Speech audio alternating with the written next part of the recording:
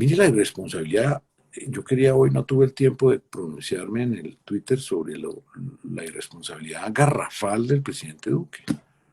El reajuste del mínimo es para una cohorte de trabajadores cada vez más estrecha, porque la gran mayoría de nuestros trabajadores que están en la informalidad o que están en el desempleo no les sirve el mínimo. Ese populismo barato lo que hace es destruir la capacidad de la empresa colombiana de contratar, de crear empleo. Entonces, imagínense, un señor que ya se va, macho, que ya se fue, pues yo digo, el señor es el expresidente Duque, porque nunca he visto a un presidente que actúe más como un expresidente. Él ya se mamó, se cansó, le quedó larga, no le quedó grande, obviamente le quedó grande, en mi opinión, la presidencia, pero además le resultó larga.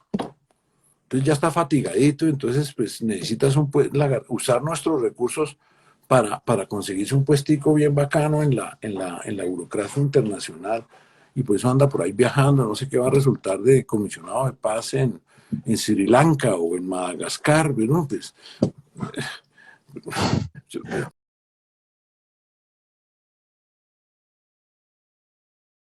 O sea que usted no abriría las relaciones o las fronteras con Venezuela. mire, eso no depende hoy día eh, del gobierno colombiano. Yo lo que creo es que el manejo con la dictadura es diferente al que se ha intentado. Pienso que la manera de copar esa dictadura terrible que vive Venezuela es a través de la integración económica. Es la forma en la cual Alemania Occidental logró finalmente no solo hacer caer en la dictadura en Alemania Oriental, sino de paso se llevó a toda la cortina de hierro por delante. ¿Y qué y qué debemos hacer? Urgente. Pues yo haría un plan de desarrollo económico enfocado a satisfacer las necesidades de ese pueblo venezolano que está sufriendo, pues no solo hambre, es hambre que ya es hambre generalizada, sino la falta de todo tipo de servicios públicos. Colombia debe, los mejores años del crecimiento en las administraciones de Uribe fueron cuando Venezuela desplazó como nuestro principal socio de negocios a Estados Unidos. Nunca antes crecimos con esa constancia por encima del 5%, y nunca antes logramos bajar el desempleo como eso, y nunca antes logramos reducir precisamente la pobreza y la desigualdad. Entonces ahora tenemos que volver a eso. Que Venezuela no quiere nuestros productos, es que el gobierno de Venezuela no tiene nada que decir en Venezuela. Es un gobierno que está derrumbado. Lo que tenemos es que crear todos los vehículos posibles para enviar nuestros bienes, prestar nuestros servicios. Tenemos que entregarle con acuerdos bilaterales y trilaterales con Estados Unidos energía a Venezuela. Venezuela tiene el menos puede suministrar menos de la energía, la mitad de la energía eléctrica que necesita. Nosotros tenemos la manera de empezar de inmediato a suministrar desde nuestras minas de carbón energía buena, quemada limpiamente para satisfacer las necesidades. Tenemos que traer toda la mano de obra calificada de Venezuela para que se instale aquí, empiece a mandarle plata a Venezuela y copar económicamente nuestro vecino país precisamente para que se reduzca esas deficiencias, para que fluya nuevamente el comercio binacional, y a través de esto, ya sea de contrabando, que no lo dejan entrar, como sea que entre nuestros bienes y servicios, van a traerle bienestar al pueblo venezolano, y es a través precisamente de ese rol de nosotros, los colombianos, metidos de cabeza en salvar a Venezuela en lo económico y en lo social, que vamos a hacer caer la dictadura de Maduro.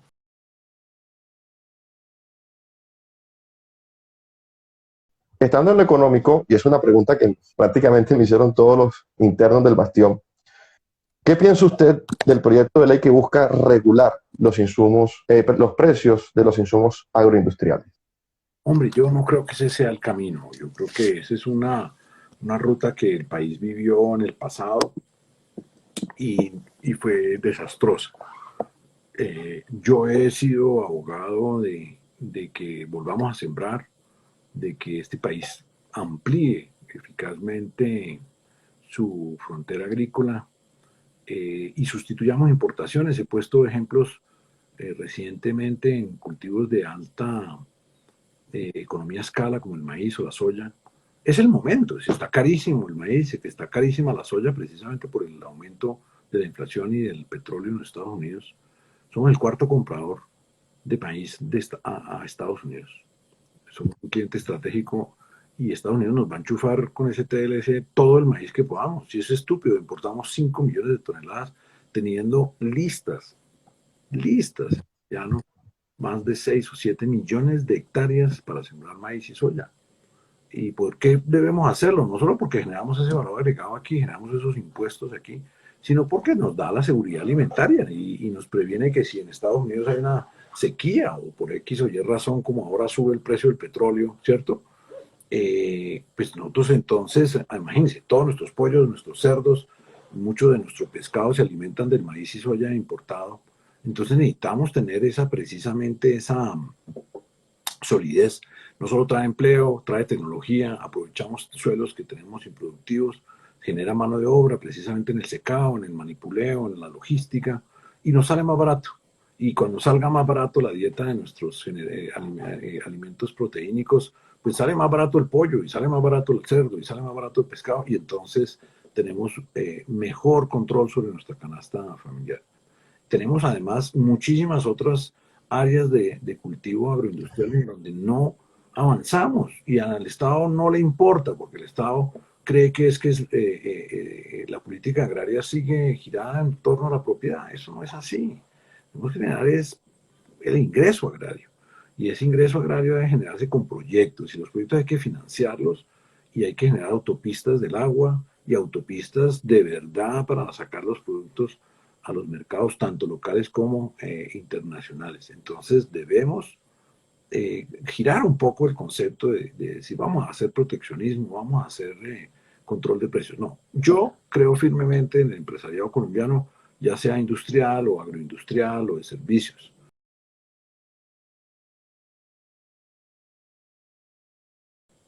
Se abocó todo este gasto extraordinario a través de los subsidios en pandemia y no se bajó el gasto de nada. El presidente nos prometió, recuérdenlo.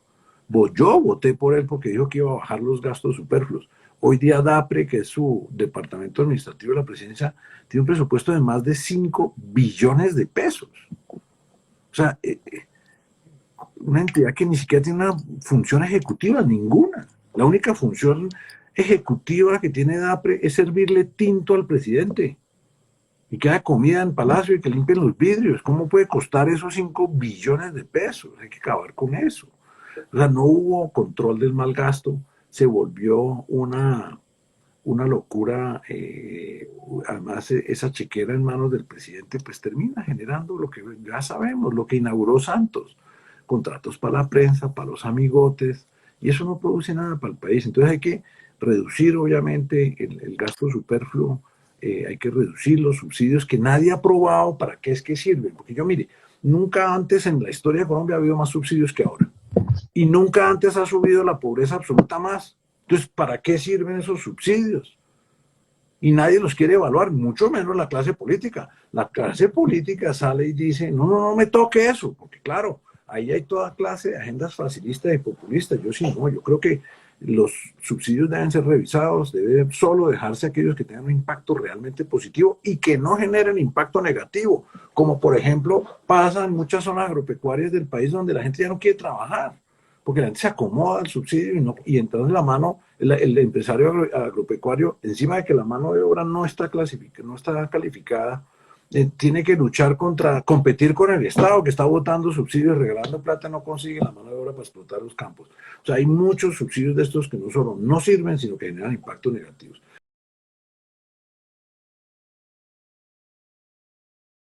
La tasa impositiva en Colombia es de locos. Es de locos. Eso, antes la gente sigue con las empresas abiertas y no es cierto. Las empresas se están cerrando y se cierran porque ese acervo fiscalista es demasiado alto para un Estado que entrega demasiado poco. O sea que en una eventual, porque esta es una pregunta ya del público, en una eventual reforma tributaria, ¿reduciría impuestos Sí. y soportaría la reducción con reducción del gasto público, ¿no? Pero Haría el reducir equilibrio. las tarifas es un objetivo. El IVA está demasiado alto, evidentemente demasiado alto y hay margen fiscal para cambiarlo. y hay que reducir la renta, pero ampliar la base. La base tributaria en Colombia es muy bajita, hay muy pocos hogares tributando. Entonces, los fiscalistas dicen que hay espacio para más presión social, que podemos cobrar como en Europa. Pues sí, pero al final la gente también termina evadiendo y también no tenemos una informalidad loca. Entonces, realmente cobrar y cobrar no es, y aumentar las tasas en pro de una supuesta redistribución es inútil. Yo estoy convencido de que sí podemos bajar, tanto podemos bajar varios puntos del IVA, como podemos bajar varios puntos de la renta progresivamente. ¿Por qué progresivamente? Porque mire que no podemos dejarle esas deudas fiscales tan horribles a las juventudes. Aquí la gente se rasga las vestiduras allá con la chica esta que nunca va al colegio y se la pasa diciendo que hay que acabar con la raza humana, la Greta, no sé qué.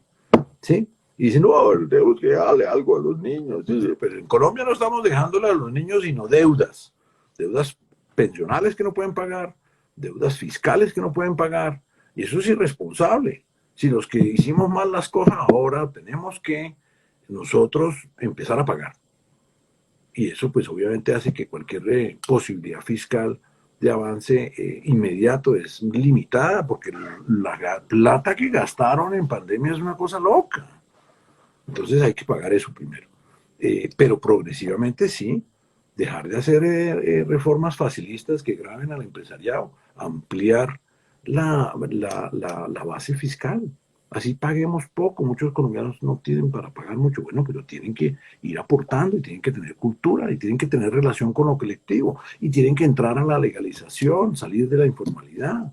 Porque además en la informalidad se oculta mucha plata, no solo plata mala vida, sino gente que decide vivir al margen del Estado y lo logra y no colabora, en cambio sí demanda y anda pidiendo, pero no aporta. Entonces, tenemos que hacer unas reformas de base amplia. La reforma del gobierno Duque, la que dejó abandonada, la que renunció por falta de carácter y por falta de desinderes y por falta de coherencia, no era una mala reforma. Era dura para los estratos altos, pero también ampliaba la responsabilidad social y le permitía dar un poquitico de respiro al empresariado, que es donde está el empleo y donde está el crecimiento.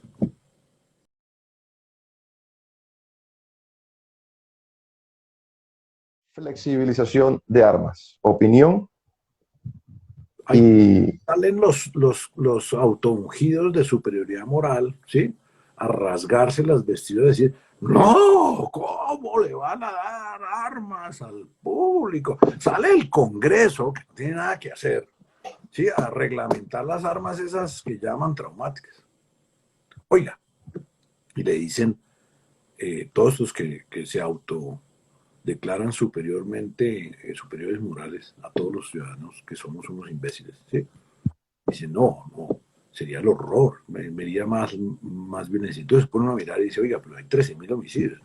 ¿Qué le debe Colombia al control estricto del porte de armas? Porque reducción del homicidio, pues no es. Reducción del atraco con armas, pues no es, porque sigue pasando. Entonces le dicen, no, no, no, pero no le dejen armas a la gente porque eso es peor. Y entonces uno dice, ¿dónde está la justicia? ¿Dónde está la ley? ¿Dónde está el control de la ciudad, de la vigilancia para el bienestar de los ciudadanos? No, eso sí que la gente espere. De pronto en 10 o en 15 o en 20 años llegará el momento en que la justicia nos cumpla. Mientras tanto, ¿qué hace el tendero? No, que se joda. ¿Qué hace el ganadero? Que se joda. ¿Qué hace el ciudadano que tiene que caminar por la calle? No, eso sí, pues, no, sí que se joda. Yo no creo en eso. Yo creo que eso es un mensaje equivocado a la ciudadanía. Hay que permitirle, si el Estado no cumple con esos roles fundamentales que hemos hablado, la justicia, la adecuada vigilancia de los espacios públicos, debe poder acudir precisamente en el marco de la legítima defensa, con unas reglas que están plasmadas en la ley desde hace siglos, a un escenario de autodefensa. Y no se puede peyorizar a la persona que prefiere proteger su vida, su negocio o su familia de la acción de los criminales. Eso es una cosa loca. Y yo creo que además, aquí de nuevo, el Estado solo controla al actor legal, al ciudadano de buena fe. Todas las bandas de Colombia son las mejores armadas del mundo. La peor cantidad de bandolas armadas hasta los dientes, y entonces el Estado sale todo pontifical, ¿no? Sale una gente toda pontifical y dice, no permito hacer eso, porque eso va a disparar la violencia, y la violencia ya está disparada. Yo lo que creo es lo contrario. El momento en que el ciudadano pueda armarse, el bandido se la empieza a pensar. Ese bandido que no le teme al juez, no le teme a la policía, tiene cuadrado al teniente o al mayor o al coronel para poder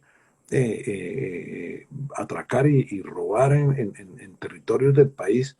Ese se la empieza a pensar y dice, uy, hermano, pero ¿qué tal esta casa? De pronto el señor tiene su chopo y me pega un tiro. Entonces empieza a reducirse la criminalidad.